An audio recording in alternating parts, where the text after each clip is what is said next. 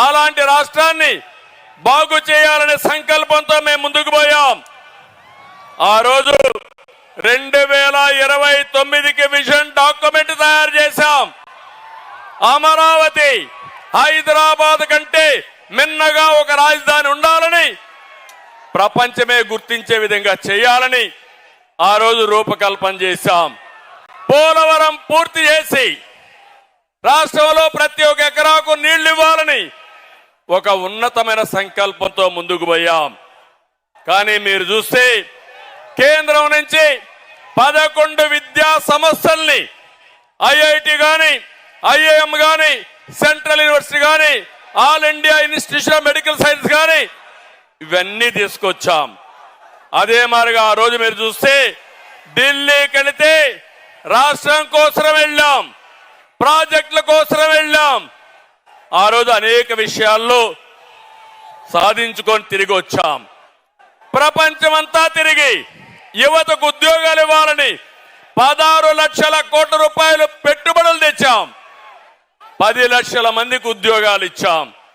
ఈ రోజు మీరు చూస్తామంటే ఇవన్నీ కూడా ఇటుక పేర్చి కట్టినటువంటి సౌదాన్ని జగన్ వచ్చి ఒక గొడ్డలి పెట్టుతో మొత్తం నాశనం చేసే పరిస్థితికి వచ్చాడని చెప్పి కూడా నేను మీకు తెలియజేస్తున్నా. తమిళలో ఇక్కడ మీరున్నారు. ఈ రోజు రాష్ట్రంలో ఒక సైకో పాలన ఉంది, అవునా కాదా అని మిమ్మల్ని అడుగుతున్నా. ఉంది అంటే చేలిపైకి ఎత్తండి. ఏ రాష్ట్రంలో అయినా సైకో పాలన ఉందా అని మిమ్మల్ని అడుగుతున్నా. ఏ ముఖ్యమంత్రినైనా సైకో అన్నారా అని మిమ్మల్ని అడుగుతున్నా. గట్టిగా చెప్పండి, రాష్ట్రం అంతా వినపడాలి. మా పొత్తు కూడా ఎందుకో మీరు ఆలోచిస్తే మీకు ఒక అవగాహన వస్తుంది. ఏ ముఖ్యమంత్రి అయినా ఒక అభివృద్ధి కార్యక్రమాలు చేసి తద్వారా పరిపాలన చేస్తారు. కొత్తగా ముఖ్యమంత్రి అనే వ్యక్తి ఒక పక్కన మీరు చూస్తే ఒక సంక్షేమము, ఒక అభివృద్ధికో నాంది పలుకుతారు. కానీ దురదృష్టం, ఈ ముఖ్యమంత్రి మొట్టమొదటిసారిగా మా ఇంటి పక్క నుండి ప్రజా వేదిక కూల్చి ఈయన పరిపాలన ప్రారంభించాడంటే ఎలాంటి వ్యక్తో ఒక్కసారి మీరు ఆలోచించుకోండి. అది ఇతని నిజమైన నైజం. ఏది కూడా ఒక పద్ధతి ప్రకారం చేయకుండా ఎక్కడికక్కడ ఒక విధ్వంసానికి దారి తీశాడు.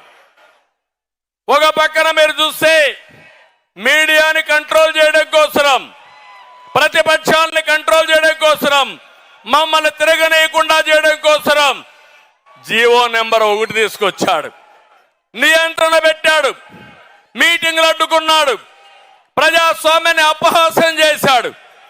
అది తీసుకొచ్చి ఈ నిష్ట ప్రకారం ఎన్నికల ముందు ముద్దులు పెట్టిన ముఖ్యమంత్రి ఎన్నికల తర్వాత మీడియా పైన, అందరి పైన పిడిగుద్దులు గుద్దే పరిస్థితికి వచ్చాడంటే ఇది ఇతని స్వభావం.